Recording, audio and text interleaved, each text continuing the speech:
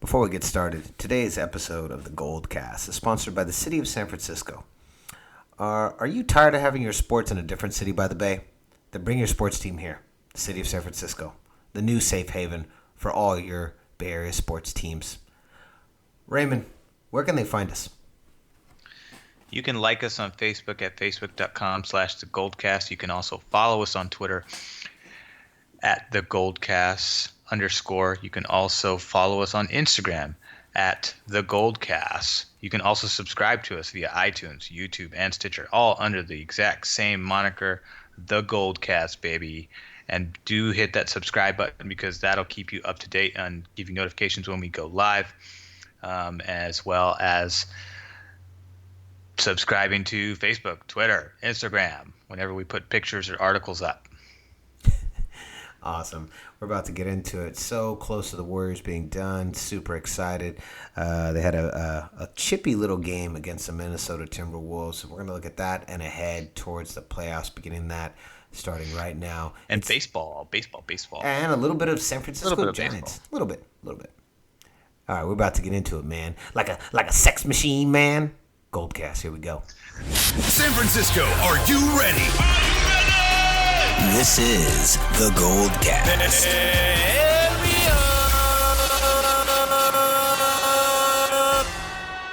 Boom! Welcome to another edition of the Goldcast. We are the voice of the Bay Area. I'm your host, Rudy Solis III, and with me is my brother, my co-host, Raymond Solis the first, baby. I'm back. You are back in the building, Raymond. It's been 2 weeks since we've heard your beautiful voice. Welcome back to the Goldcast. You want to know what's my favorite part about the Goldcast, brother? What is it? When we go to Spain and broadcast live? When we go to Spain and broadcast live. The best part about this, if you're here listening to the Goldcast, you're not here for an unbiased opinion. You're here for a biased opinion. This is the one place where the fans can listen to fans talking about how much homers we are about the 49ers, the Warriors, and the Giants. This is the place to be. What we do here is, while we will look objectively perhaps at games or at series or at the lines, like what we do with the NFL lines, but this is the place where you as fans can hear about your favorite teams. You get the biased opinion on your teams. And, we've had a lot of fans on, and we plan on bringing a lot more Bay Area fans on. Thank you so much to Pete Zimmer. Raymond, you had a chance to hear that pod, yes? I did. He's great. Yeah, he did great. I wish I could have seen him this weekend. Yeah, he did great. We'll definitely be bringing him back on for a Warriors playoff preview. But let's get into it. Raymond, why don't you break down a little bit of what happened tonight? That game started off pretty chippy, didn't it? It did, and that's because the T-Wolves beat us the last time we played them because we lost to them when we were in the losing streak. Absolutely, but revenge was definitely exacted here. Final score 121-107. Klay Thompson really was the man of the hour. He had 41 points and 23 in the first half. I mean, he was kind of single-handedly keeping us in the game. It was pretty tight, especially in that first quarter. First quarter was tied 32-32, and it looked pretty close. And Klay was the one that was keeping us in there. And I don't know if you know this, Ray, but he had 7 threes tonight, and his seventh three-pointer tonight gave him the 8th most single-season threes in NBA history. Once again, another understated night by Klay Thompson, dropping 41 after Curry drops 42 just a couple nights before. So typical Splash Brothers fashion. He shot 50% from three-point range. It's funny because I had briefly spoken to Dad, and as he was watching the game tonight too, and Klay had missed like 3 shots in a row when we were both watching it, and he said, "Man, see, Klay's hot and cold." I said, "What are you talking about?" At that point, Klay was 6 for 10 for threes, and I said, "Klay's shooting 60% from beyond the arc. In fact, he's shooting at a higher percentage from three-point range than he is inside the perimeter." I said, Klay's like one of the best shooters. He's the second best shooter in the NBA next to Curry. Curry actually had a kind of an off night in the first quarter. I thought Rubio played him really well defensively, held him to just 6 points. And then Curry came right back and then had that huge third quarter, and he shut out Rubio in that point, and that was a great bounce back because I know that he was. Curry was frustrating me in the first half with the bad passes. He had like 2 or 3 turnovers in a row that led to like a 5-6 point swing. Well, it was like those cute. It was those cute little passes that really came back to haunt him last year during the postseason, where he starts getting real cute with his little behind the backs. And he had the one where he got the big smile that he did to Andre Iguodala, and that was fun. But he was doing. He almost lost that one too. Yeah, and he was doing those really early on, and I was just like, come on, man, don't get cute. Come on, this is ridiculous. Why are we doing this right now against the Timberwolves? Yes, a team that tends to play up to the level, tends to play to the level of their competition. So that unfortunately includes the shitty teams. So hence why they are 31-46. They play good teams well, but they also play the shitty teams shitty. So I thought everybody chipped in really good tonight. Klay is so understated. I mean, he's just, and it's because he's not a flashy player. He's not gonna dazzle you with ball handling skills like Curry. He's not going to make this cute behind the back pass. He's just a textbook, straight up grade A basketball player. He squares up when he shoots. He rarely shoots off balance, though he can make threes by shooting off balance if he has to make a quick release. That's something he's worked on the last couple of years, is getting faster with his release, because he used to have a longer windup. But now he's pretty much almost the same speed as Curry, maybe a smidge slower. But he's still just if Kawhi Leonard was not in the league, then Klay Thompson would be the best basketball player. Like, when I say basketball player, I mean like two-way player. Now they call it two-way player. They didn't used to say that back in the 90s and 80s when Jordan was playing. It was just a good basketball player. Klay Thompson's a great basketball player. Kawhi Leonard is probably the best basketball player in the NBA. Klay Thompson, I'd put him right at number 2 though, because he's just like Leonard in that he's very, very understated. He's introverted. He's quiet. He just likes to let his playing do the talking for him. He's not going to flash you.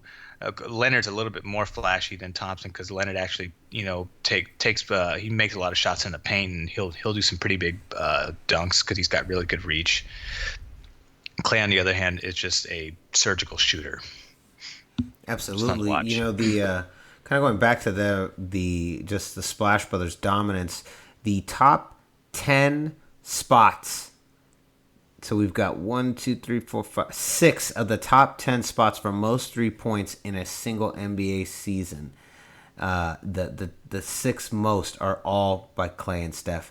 The first 4 spots, 1 through 4, are Curry, 2015, 2016, 402. Then he's got 305 for 2016, 2017, 286 for the 2014, 2015 season, and then Klay. The first 3 are Steph. Then Klay bounces in at the 4th spot with 276 threes during the 2015-2016 season. Then the 5th spot, Curry comes back with 272. That's in 2012 through 2013. Then then you've got Ray Allen and Dennis Scott at the 6th and 7th spots.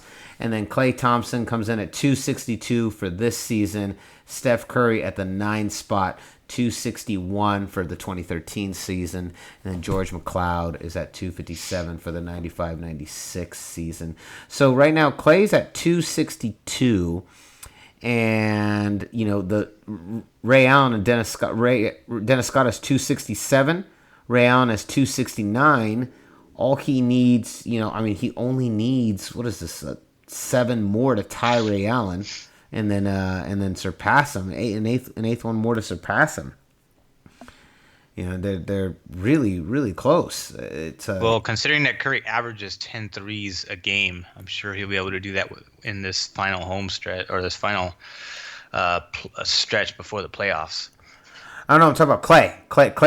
Klay could easily bounce up to the number 6 spot and surpass Ray Allen. Oh, because he has, excuse me, yeah. Yeah, he has 262, and he has to get to 269.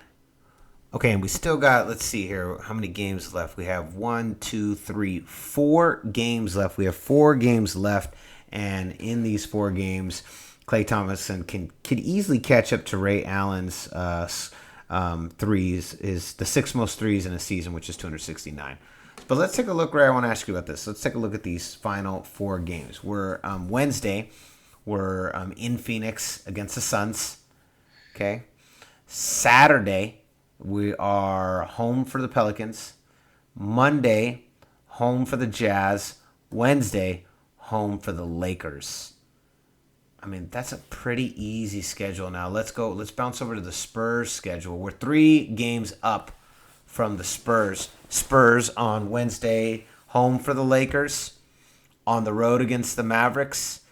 Home for the Clippers. On the road for Portland. And then Wednesday, they're in Utah against the Jazz. So we play the Jazz on Monday, and then they play the Jazz on Wednesday. I mean, both of our schedules are fairly easy, but theirs is like a smidge tougher, I'd say, between Dallas and the Clippers, and we have Phoenix, who's outside of Booker, they don't really have anybody. Well, I throw that whole middle road in there. You've got Dallas, Los Angeles, and Portland in a row, and 2 of those are road games. You're on the road for Dallas, you're on the road for Portland, and I mean Portland, looks like they're on the verge of And is there any back-to-backs, or is there space?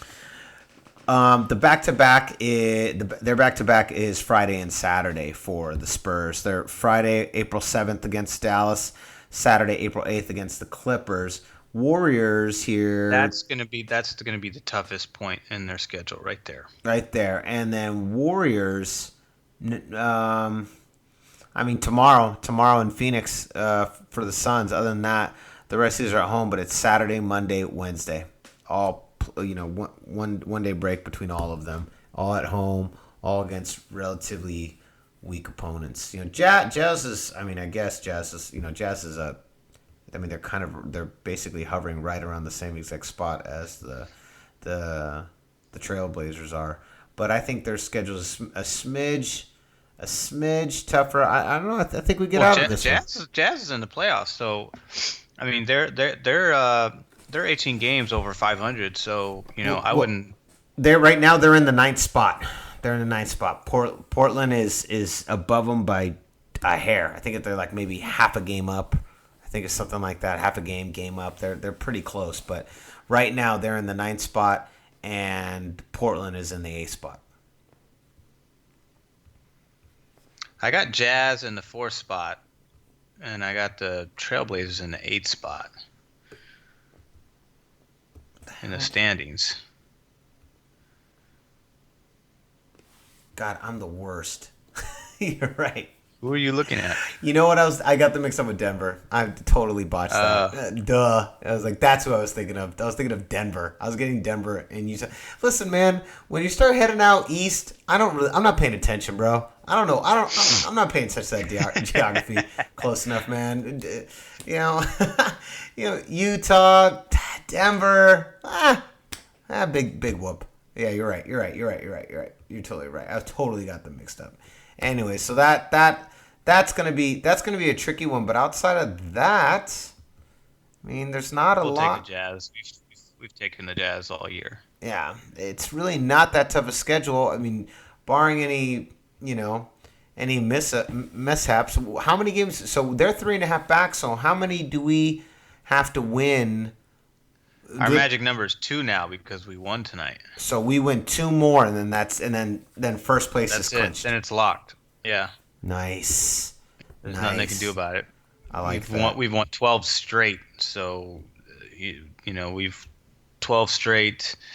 It's funny because everyone was saying everyone was complaining the sky is falling, the Warriors, they don't look very good. KD was clearly the anchor that was holding them together this season.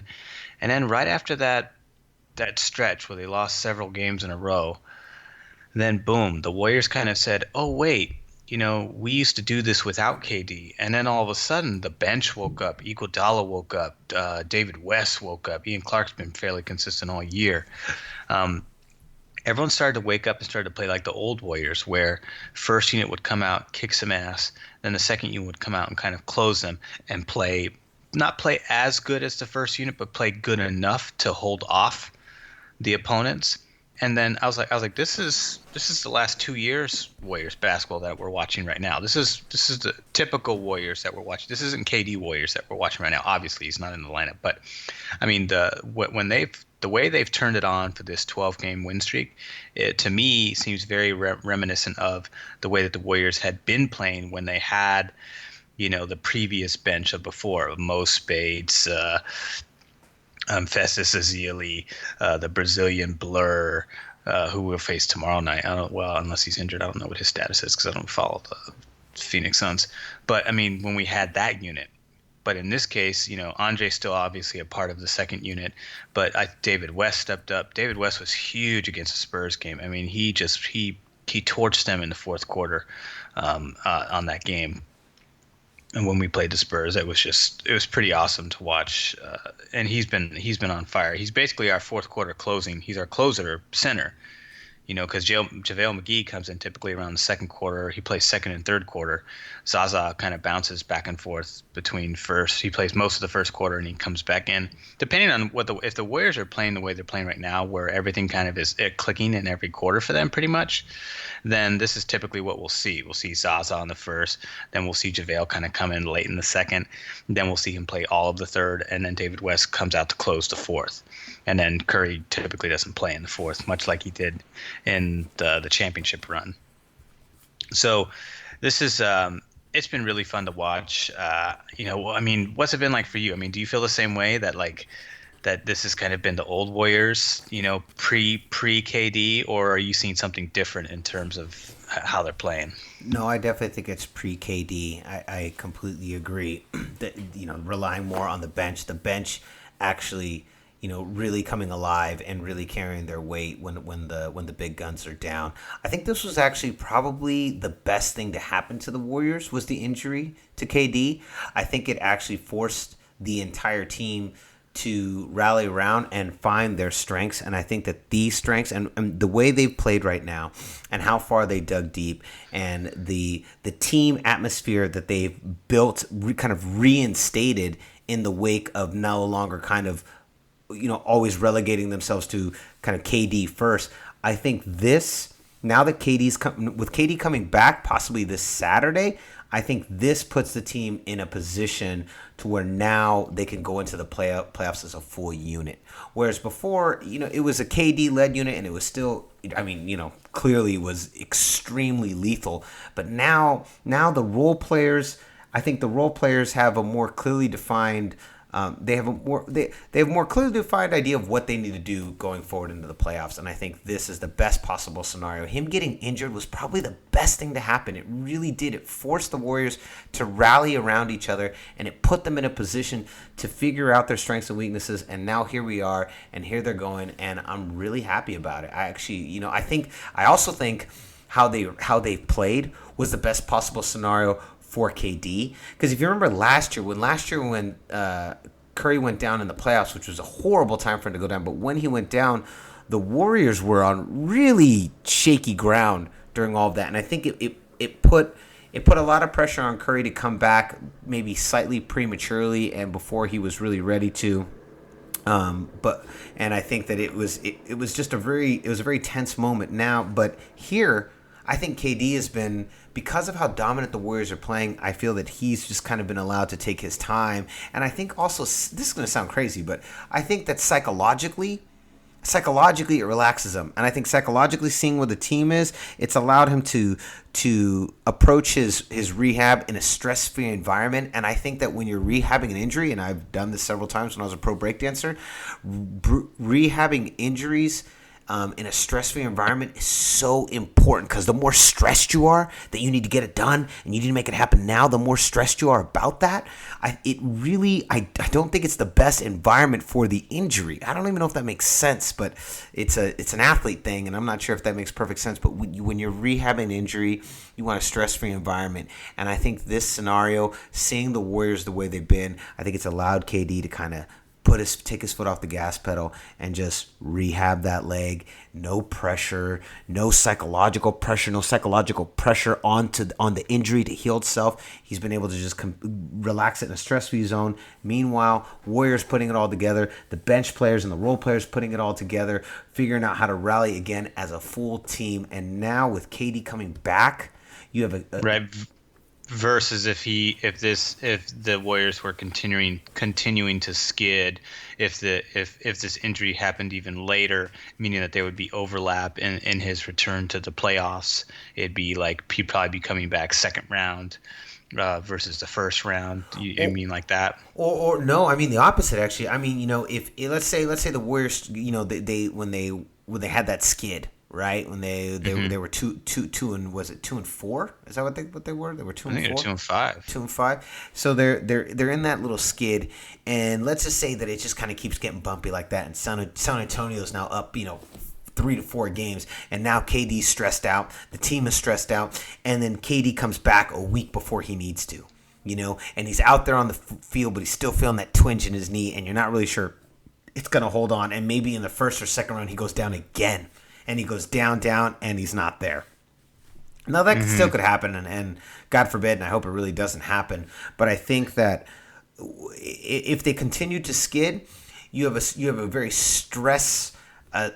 stress-filled rehab where KD's probably is maybe even psychologically, subconsciously putting on the pressure to make that injury get healed faster, so you can get on the floor prematurely, and that would lead to an even worst case scenario there. A little bit of what I felt was happening a little bit with Steph Curry was feeling a lot of pressure to come back, and I think he might have come back a little prematurely last year during the playoffs.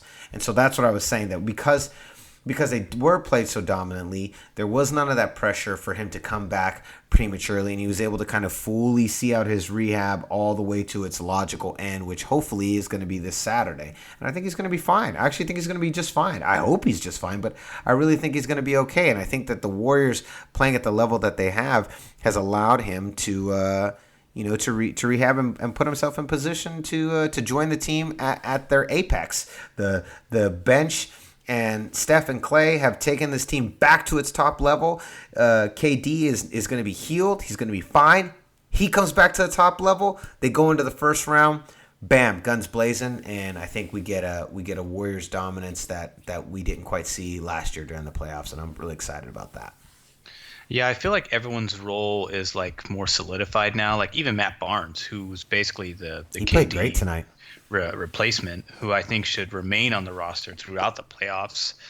I think you definitely keep him. We know Damian Jones is out there in Santa Cruz making strides, becoming a better player. I think, I'd say the only one that's kind of to me is kind of the odd man out. It's kind of, I'd say Kevin Looney and probably McAdoo is probably up there too. McAdoo and Looney, these guys typically come in. Although I like McAdoo a lot better than Looney. Looney just doesn't move as well as David West or JaVale McGee or even Zaza for that matter. Looney just looks a little sluggish out there. He looks sluggish even tonight in the final minutes that he came in. I'm not sure if that's because he's not as motivated coming in, because when it's pointless, it's meaningless minutes. Although not meaningless, I wouldn't consider it meaningless if that was me. You take every chance you get. But it's either that or I wonder if the double hip surgery is something that's lingering and affecting his ability to move well. Because to me, JaVale McGee is your clear future if he can become even more consistent, because Zaza's older.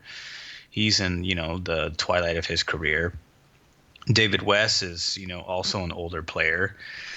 So he's not, a long-term solution. He's one of those veteran rentals that's, a solid pickup, along with Zaza. JaVale's great, but I just wonder about Looney. And you still have Damian Jones in the wings, as a future guy too. I'm just not sure about Looney. He's definitely the odd man out for me. I'd say McAdoo's in a strong second for that kind of position. Everyone else kind of plays a really, really strong, very pivotal role, and comes in a very specific, like Matt Barnes started tonight. It's typically been Patrick McCaw starting this throughout most of this stretch. Barnes started tonight because of matchup purposes. Credit to Kerr, working his little chess wizardry, knowing the matchups, kind of like the Bruce Bochy over here. Speaking of the Giants, did you see the game tonight? No, I saw the final score. Giants pull off a win. That was nice because let's talk about that opening game because you had a lot to say about that originally, and I wanted to get that onto the Goldcast and talk about that. It was frustrating to me. I mean, the good news is that baseball is retardedly long, so you don't have to put a whole lot of stock in one game. The Warriors' magic number is 2. In baseball, every team's magic number right now is 163, 160, or I'm sorry, 160 because we've already played 2 games.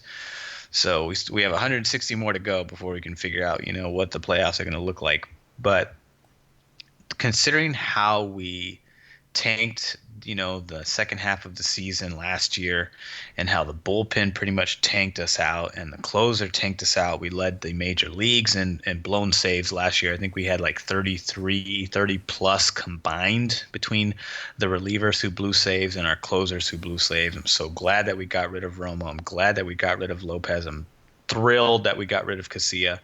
I just couldn't stand any of those 3 guys. And I shouldn't say that about Roma and Lopez. They were pivotal during the championship run. They just got too old, and they just didn't have the juice anymore. And Lopez has no – Romo has 3 rings. He has nothing to complain about. So Lopez has 4 rings because he won with Boston before he came to us. So, they're going to end on a high note regardless. But considering that we bullpen gave it up again – it was Law. I think it was Law who gave it up yesterday. And then, boom, our big-time closer gave up the lead and gave up the walk-off to the Diamondbacks. We bounced back today, actually in the opposite fashion where Cueto came in, gave up 4 earned runs, pitched solid outside of that. But then the bullpen came in and shut everybody out. There was no earned runs between Guerin, Contos, Law, and Strickland, the one-trick pony Strickland. Only 2 walks, and then 6 strikeouts between all those guys. So that was good. Cueto was a little bit rocky in his rock. He had 6 hits, 4 earned runs, 2 walks, 2 home runs. That's a kind of a very un-Cueto-ish, but I mean, he still got the W, so that counts. And I think he's definitely geared up he kind of still has that same look in his eye that he really wants to kind of come out and do what he did last year. And I think it's good that he has Bumgarner before him because those 2 kind of feed off of each other.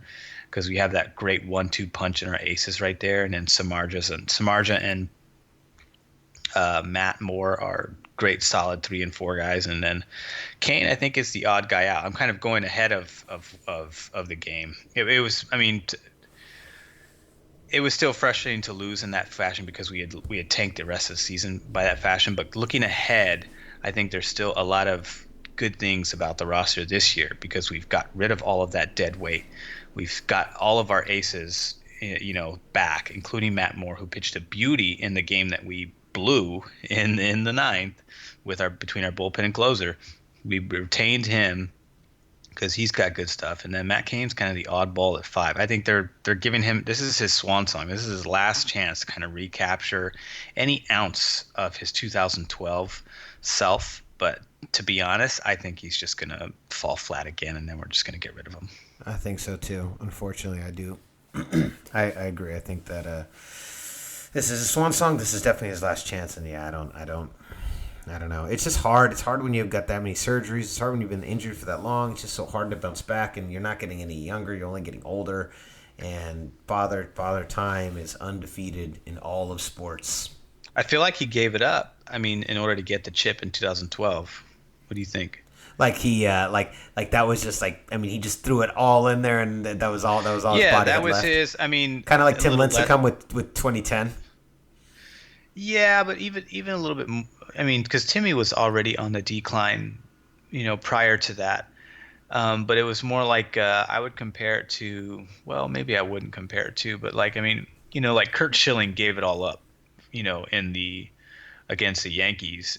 And got the the symbolic bloody sock and the Red Sox sock. I mean, that was a way more dramatic, obviously. But I mean, like, he gave up. That was pretty much the end of his career at that point. But I feel like Kane, he didn't have like a Bumgarner series where Bumgarner just dominated and came out and gave up his arm. But Bum is just such a goddamn rugged, rough cowboy that he's just got a lot of stamina and he's got a tough attitude. Where Kaney's more understated. He just kind of lets his playing do the talk. Another one of these understated players, but he definitely went all out for his for what his body and energy could offer. He gave that up to help get the 2012 championship, and he's never been able to regain his footing since. Yes, I agree with that. I agree. And Bumgarner, he's just a horse. He's the old country horse. He just never stops charging. Yeah, I mean, outside the loss between the bullpen and the closer, he had a terrific game. He is the only pitcher in MLB history to hit 2 home runs on opening day. Such an awkward stat, anyways. Just like it had to be like the perfect storm in order for that stat to even materialize. He sits alone. But nice thing, kind of like you said. 160 games left. There's so much baseball left. We have plenty of time to. Bochy has plenty of time to put it all together. How do you feel? Here's something on the baseball tip. Have you noticed that Oakland's whole rooted in Oakland? I was in San Francisco. By the way, shout out to all my SF folks. I was in San Francisco for a wedding for this entire weekend, and that was nice. It was nice to be back at home in the city. But did you see all of the Oakland A's rooted in Oakland billboards everywhere? Rooted in Oakland. What do you think about that? Smart, I think. Well, it's exactly what I think the A's should do, which is like, hey, the Raiders are out. They're going to be here playing for the next couple years until they move, but this is pretty much your town now. You're the only team left. The Warriors have already broken ground to build their stadium in San Francisco. Obviously, they'll keep the moniker Golden State, but they're not going to be in Oakland anymore. They're coming to the city where everything's better. And the Raiders are going to Las Vegas. They're going to go to America's Playground. And obviously things will be a lot better there. So now it's hey, A's, this is your opportunity, from a marketing perspective, from a sports perspective, to really capitalize and take ownership of Oakland. To be honest, whenever I think of Oakland sports teams, A's typically come to mind first because I don't give a shit about the Raiders. But, that's just me. So I think it's great. It's great. It's great for the fans. It's great for the city of Oakland. They need something. Oakland can't have nice things. So, I guess for the A's it is. And the A's they're painful to watch right now. But at least they got something. I think it's cool. I think it's really smart marketing. They are the sorry, a lot of throat clearing from us today. They really are they're the final team standing, and kind of like Pete was talking about. It seems like Oakland is committed to getting them some type of a stadium out there. So that's great. Do something. They missed it. They dropped the ball hard. Even though I commend them for not putting it on the fans to pay for. At the same time, though, they certainly took their sweet ass time trying to get a deal done. For sure. So at the very least, what they should be doing is definitely putting all their attention and resources to keep the Athletics around. Agreed. Now, we're almost about done, but with our final minutes here, I wanted to ask you what your thoughts were on Wrestlemania and The Undertaker retiring. Gosh, I love The Undertaker, but I just thought it was a very, it was a weak tough match. to watch. I was just watching Undertaker get his ass kicked the whole time. And then I was like, man, he just went out like a punk, straight up. Did you feel like it was a punk match? He put up a fight in the first quarter, and then the remaining 3 quarters, it was just him getting beat around.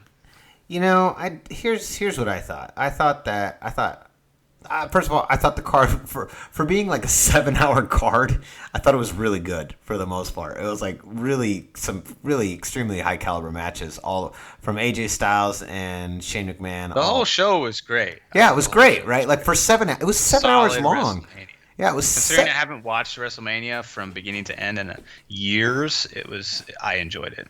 Yeah, I thought it was pretty good.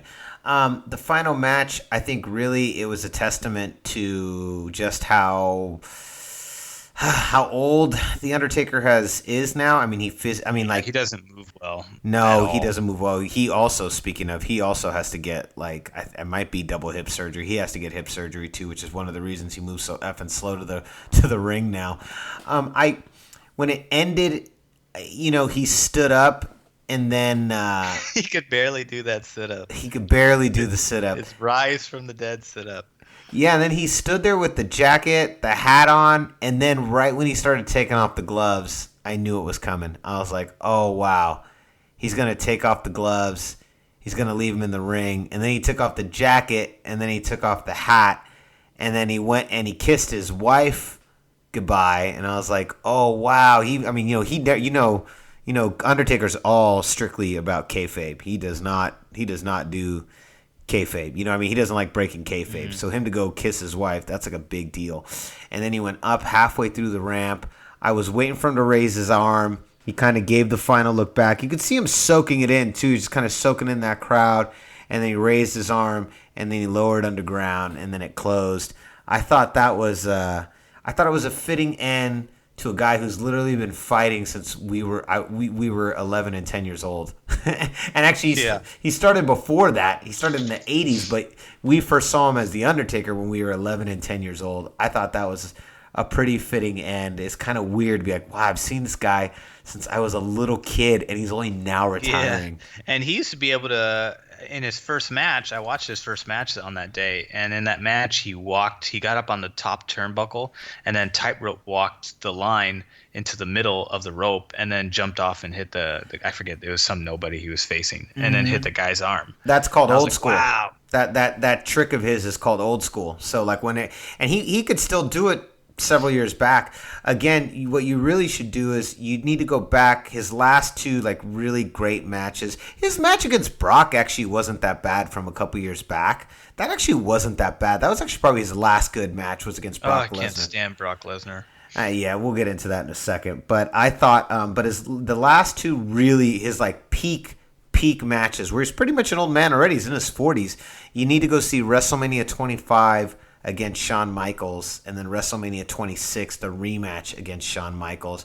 And the first one, it's Shawn Michaels trying to break the streak, and there were 3 main events, and that was the opener of the 3 main events, and it was so good. The match is so good that in WrestleMania 26, they are the final match, and it's Shawn Michaels versus Undertaker. I saw this great interview with the referee who reffed that match, and the referees, they kind of keep track of the time, and they'll tell the wrestlers, hey, you got 10 minutes left or blah blah blah. And he told Shawn Michaels, you're at 15 minutes, you're at like 15 minutes, or you're at 10 minutes, and the match is only 15 minutes. And Shawn Michaels said, Don't tell me the time anymore. And he was saying in the interview, he goes, well, when Mr. WrestleMania tells you not to tell him the time, you kind of just back off and let him go.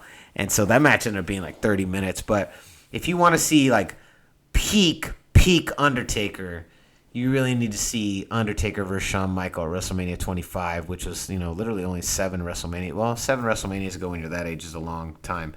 But that was a good one. I thought the Brock Goldberg match, we got to go soon, but I thought Brock Goldberg, considering how short every other match they'd done, I actually thought that wasn't too bad, their match. And clearly the crowd was really behind Brock. I mean, I guess the only bummer about Brock is all he does is those damn suplexes over and over now. It's kind of underwhelming. Stupid. That's what I thought. I was just like, this is really retarded. I was like, look, if you're gonna take the time to be a wrestler, learn something else. You're a big ass dude. You're clearly very strong. You've got some athleticism. You need it in order to even do those back suplexes. Learn another fucking move. No, that's the thing though. But if you look at all the old Brock stuff, like if you look at all like the old Brock stuff in the early 2000s, I mean, he had this one. He almost killed himself, but he flipped off the top rope and landed on his head and like literally almost killed himself. But I mean, he used to be, a full-on wrestler, moves, holds, everything. But I guess now because I heard this defense of him, now because they're billing him as a monster, that's kind of why they changed his moveset to be much more simpler and just destructive because he's a monster now. He's a big monster, and all he does is slam you, and he doesn't do all that big wrestling stuff. That's all for like the little guys, and he's just a big brute now, and that's kind of why his style has changed. But yeah, if you look at like vintage Brock Lesnar, he used to do all kinds of crazy shit, even going off the top rope, everything.